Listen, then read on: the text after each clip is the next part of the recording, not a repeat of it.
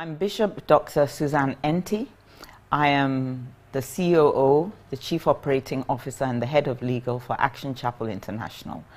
I'm also the School Director of Dominion Christian Academy, which is an American and British international school located at Spintex Road in Accra, Ghana. There was a chance meeting.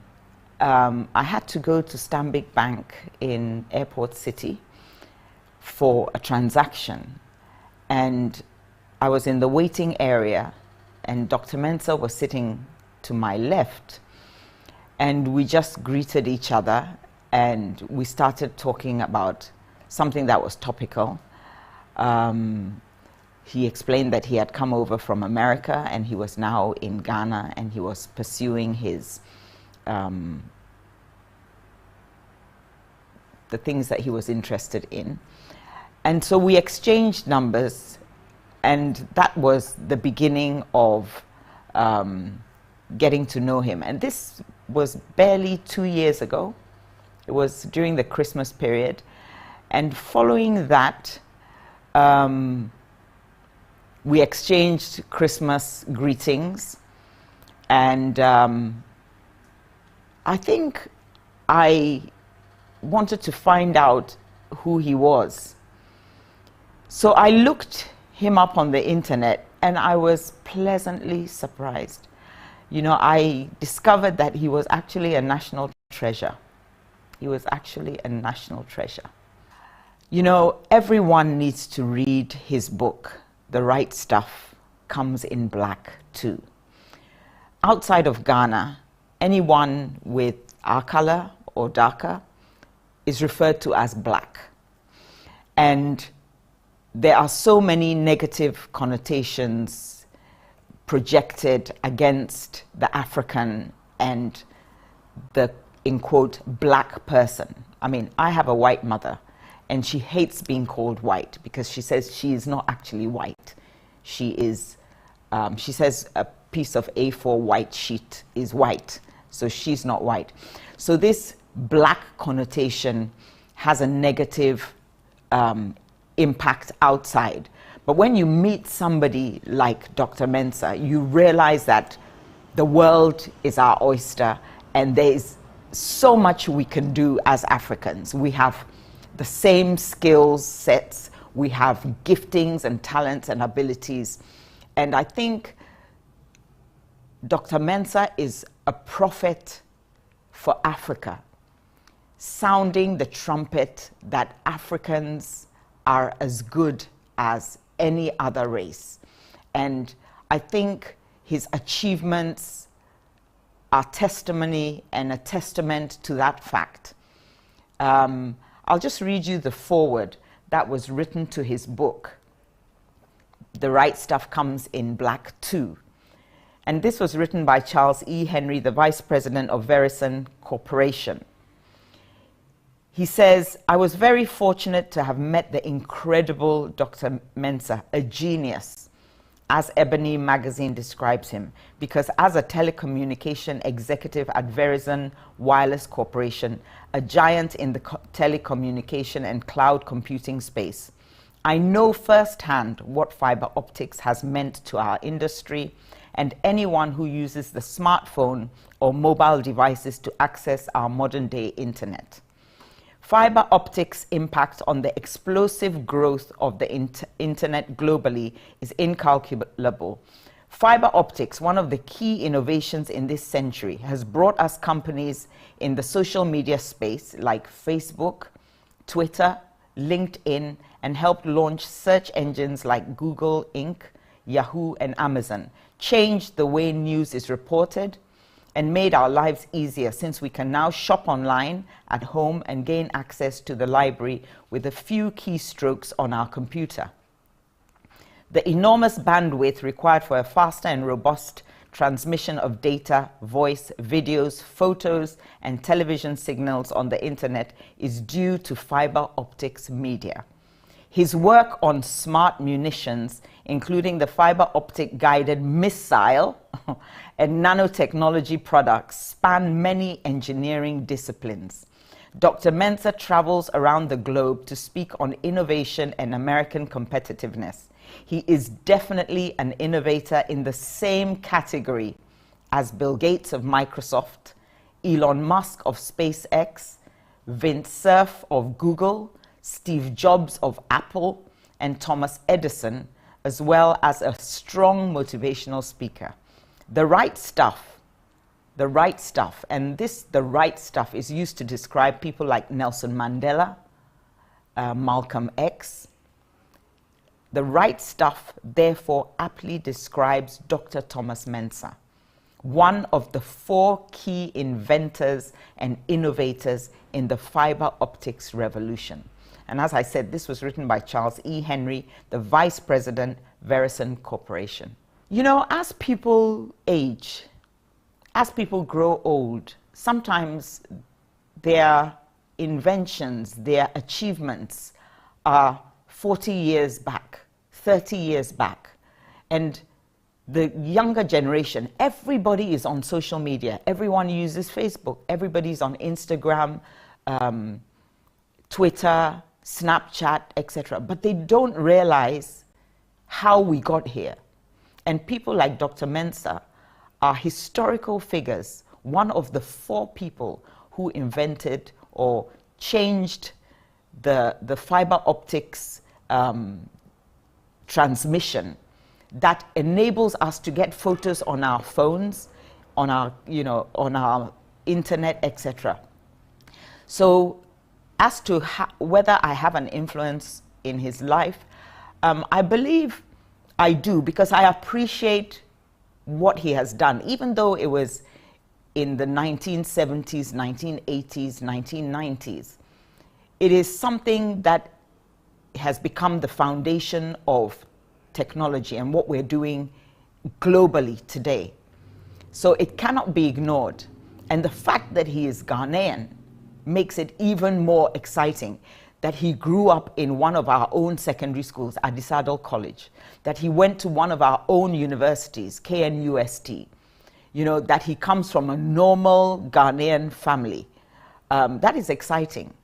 On this special day, I just want to congratulate him for his determination, his commitment to research, the accomplishments of his life, the fact that he is a very social person if you've met him. He is prophetic. I think for Ghanaians, he is before his time. He is a voice, he's advocating right now for the bullet train. That would make a trip to Kumasi 1 hour long by train.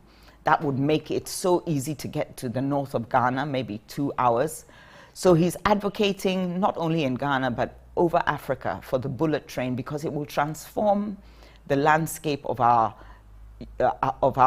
industrialization. It will help with the African free trade agreement, relationships between nations, etc. So he is out there talking about commercialized laser drones, taking medicines to the hinterland. He's also an advisory board member of the Dominion Christian Academy that I'm the director of, fortunately.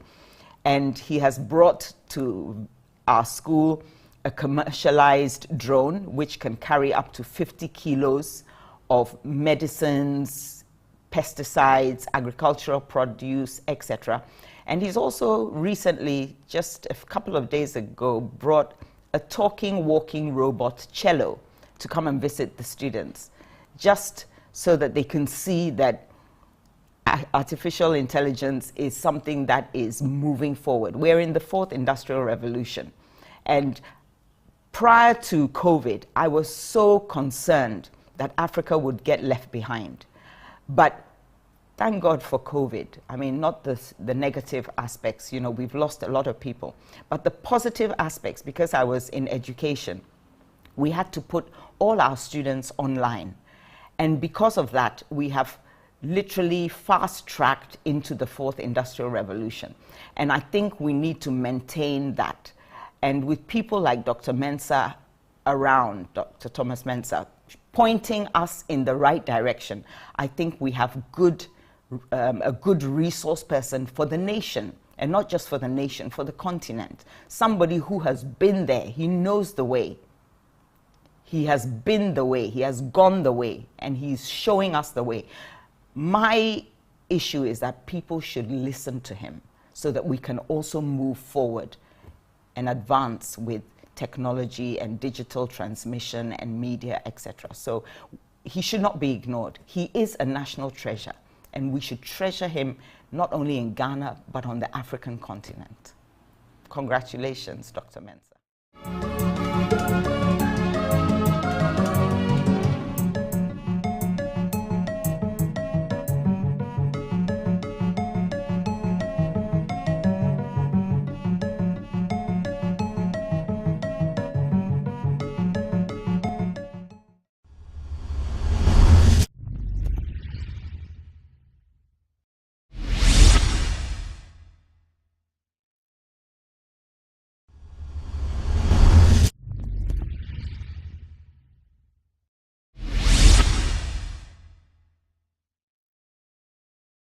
Vic Johnson, in his book Goal Setting 13 Secrets of World Class Achievers, said that to achieve big goals requires you to become a bigger person, and you must develop new habits, attitudes, skills, and abilities.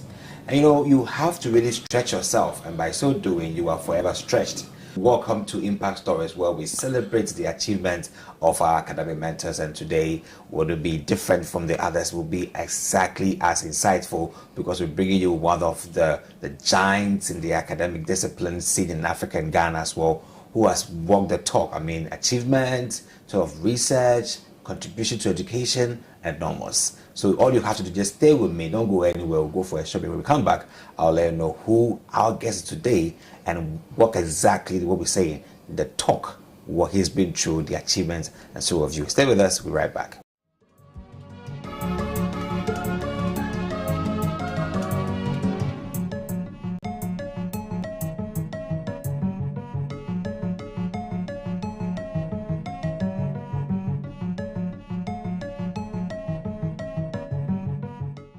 You're welcome back to Impact Stories, celebrating academic mentors on AAU TV, the voice of higher education in Africa. I am Ajiman Otredako, and today on Impact Stories is, you say he is known as the Nandom Bill Gates. And you would like to know who exactly he is. Has a great personality, a young academician who has made great strides in higher education in Africa, and he's the person of Professor Martin Morgan Tully. Prof, you're welcome to Impact Stories. Thank you very much. Great.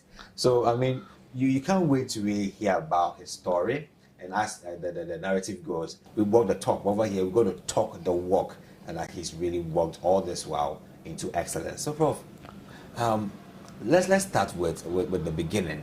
How do you feel at where you are now? I feel happy and excited about where I am. But I think that there's still a lot to do. Okay. So the next chapter is still yet to be written. So great. Let's then now go back to the beginning. Yes. Young boy living in Nando. I mean, it's really an interesting story to tell. How was life like in Nando in those years?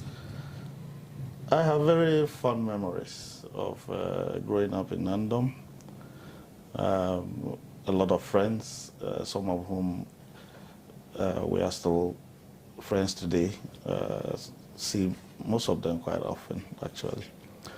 And it was constantly, scouting around the community, doing all sorts of things, whether it's hunting wild fruits or animals or whatever it is, playing football, and things like that. There was a real community spirit. Everybody knew everybody, and therefore you were a child of everybody who will try to set you straight, try and keep you on the straight path. So in all, I have very fond memories of my life growing up in London and all at the time I spent with friends and family and so on. Today you serve as the Deputy Rector for GEMPA and also a Professor of Business Construction and Project Management. But those years you had a dream. Was this your dream? Well, as you know, as you grow up, what you get exposed to and so on, there were a number of things I wanted to do at different times in my childhood. So I remember wanting to be a pilot. And then I realized that at that time, one of the ways of becoming a pilot was to probably join the Air Force. And I didn't find that very attractive. So